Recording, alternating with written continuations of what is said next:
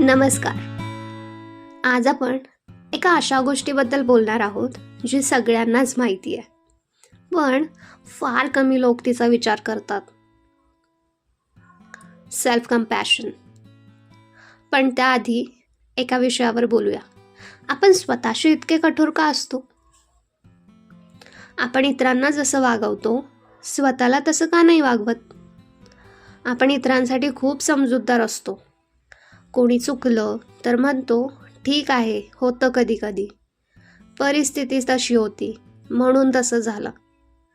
पण ती चूक आपल्या हातून झाली तर माझ्याच हातून हे का झालं? मी एवढी साधी गोष्ट मॅनेज नाही करू शकलो किंवा शकले. इतर लोक सगळं मॅनेज करतात, मग मी का नाही? Etcetera etcetera. हे शब्द कुणी बाहेरून बोलत नाही, हा आवाज आपल्याच आतून येतो. मग इनर क्रिटिक म्हणजे काय? इनर क्रिटिक म्हणजे आपल्या डोक्यात चालणारा तो सतत दोष देणारा आवाज. तो आपल्याला धड मोटिवेट करत नाही, तो आपल्याला नेहमी शेम देतो. इनर क्रिटिक कधी कधी अशा शब्दांमध्ये येतं, यू आर नॉट इनफ, तुझ्याकडून काहीच नीट होत नाही, you don't do anything well, you are not behaving properly. लोक तुझ्यापेक्षा किती पुढे आहेत आणि आपण त्यावर विश्वास ठेवतो. मग हा इनर क्रिटिक तयार कसा होतो?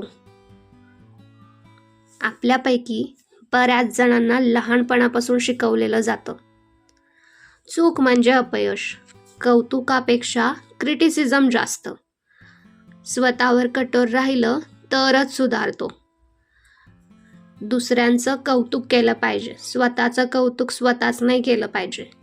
हळूहळू एक इक्वेशन बनतं, self criticism is equal to growth. पण प्रत्यक्षात काय होतं? सेल्फ क्रिटिसिझममुळे ग्रोथ होत नाही, त्याऐवजी स्वतःबद्दल भीती तयार होते.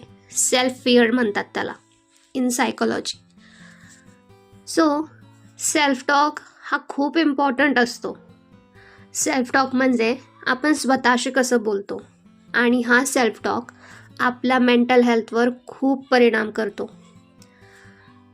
मी युजलेस आहे, आज माझ्याकडून काहीच नाही जमलं, मी नेहमीच असं करते, असे जर सतत आपण शब्द आपल्याचबद्दल बोलत असू तर आपलं स्वतःबद्दलचं नातं कमकुवत व्हायला लागतं. सो मी युजलेस आहे च्याऐवजी आपण स्वतःला असं बोलू शकतो, आज माझ्याकडून हे जमलं नाही, let's try it another time.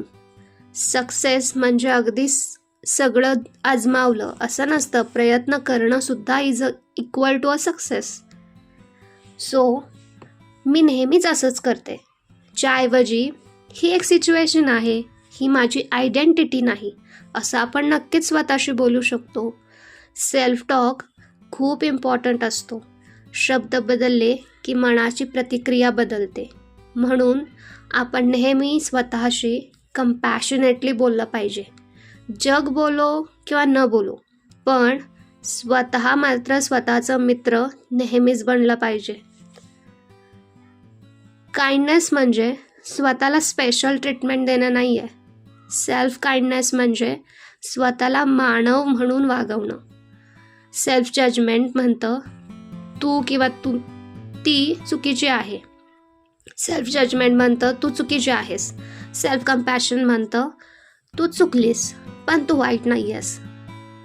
Self compassion ती चूक एक्सेप्ट करतं, आयडेंटिटी नाही बनवत. दोन्हींमधला फरक खूप सटल आहे, पण परिणाम खूप मोठा आहे. सो आपण सेल्फ कंपॅशन रोजच्या आयुष्यात कसं वापरू शकतो? इन केस ऑफ वर्क, चूक झाली की माझ्याकडून नेहमीच असंच होतं, च्याऐवजी आपण म्हणू शकतो ही चूक आहे, मी शिकू शकते किंवा शकतो. रिलेशनशिप्समध्ये वाद झाला की माझ्यातच काहीतरी कमतरता आहे, च्याऐवजी दोघेही इम्परफेक्ट आहोत, let's talk it once the atmosphere is nice.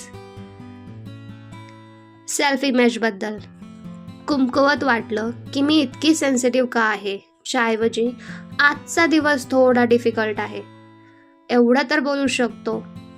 So जेव्हा इनर क्रिटिक लाऊड वाटतं तेव्हा थांबा, टेक अ लिटिल पॉज. स्वतःला विचारा, मी स्वतःशी ज्या शब्दात बोलतेय ते शब्द माझ्या जवळच्या व्यक्तीला बोलेन का? आणि जर उत्तर नाही असेल तर तो टोन नक्कीच बदला. मोठं पॉझिटिव्ह व्हायची गरज नाही आहे, फक्त क्रुएल व्हायचं नाही आहे. आणि जर कुणी स्वतःला खूप ब्लेम करत असेल, तुमचा मित्र, तुमचे नातेवाईक, त्यांपैकी तुमची जवळची व्यक्ती जर कुणी स्वतःला खूप ब्लेम करत असेल तर नक्कीच हे टाळा. जे म्हणणं इतकं सिरियसली घेऊ नकोस, तू फार सेन्सिटिव्ह आहेस, डोंट ओव्हरथिंक एक्सेट्रा. कारण हे म्हणणं त्या व्यक्तीच्या जखमेवर मीठ चोळल्यासारखं असतं. त्याऐवजी तू प्रयत्न केलास, हे महत्त्वाचं आहे. चूक झाली पण तू वाईट नाहीस, हे शब्द त्या व्यक्तीला औषध म्हणून मिळतात. आपण जसं बोलतो तसं समोरच्याचं मन स्वतःशी बोलायला शिकतं. त्यामुळे आपण जर समोरच्यासाठी मेडिसिन बनणार असू तर नक्कीच काही शब्द अवॉइडच केले पाहिजेत. आणि एक खूप महत्त्वाची गोष्ट, सेल्फ कंपॅशन म्हणजे स्वतःला सोडून देणं नाही. सेल्फ कंपॅशन म्हणजे स्वतःबरोबर उभं राहणं. आणि जेव्हा आपण स्वतःवर उभे राहतो, जेव्हा आपण स्वतःसोबत उभं राहतो तेव्हा बदल नॅचरली होतात. तुम्ही स्वतःशी जसं बोलता तसंच तुमचं मन जगायला शिकतं. That was just a mindset shift for you. Thank you.